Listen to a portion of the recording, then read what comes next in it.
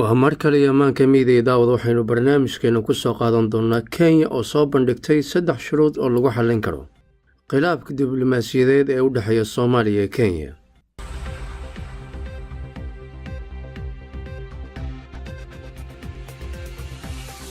dowladda Kenya ayaa soo bandhigtay 3 shuruudood oo ay sheegtay inay xal u noqon karaan muranka ka dhanka diblomaasiyadeed Soomaaliya iyo Kenya ka dhex taagan.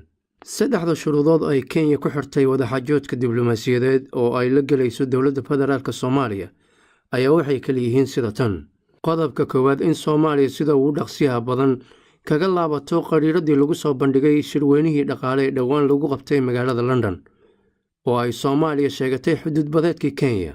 qodobka labaad inay dowladda federaalka u sheegto kuwii iibsaday xarmooyinka shidaalka iyo gaaska ee xaraashka London inay Soomaaliya lahayn deegaanadaas waa sida ay hadalku dhigeen. qodobka saddexaad ee ugu dambeeyay dowladda Kenya waxay kala doonaysaa in xaaladda muranka ee xuduud badeedka la isku haysta in lagu soo gabagabeeyo arrin saaxiibtinimo iyo xal masruuf oo la isla og yahay oo ay wada gaaraan oo ayna ka baxaan maxkamadda caalamiga la yiraahdo ICJ.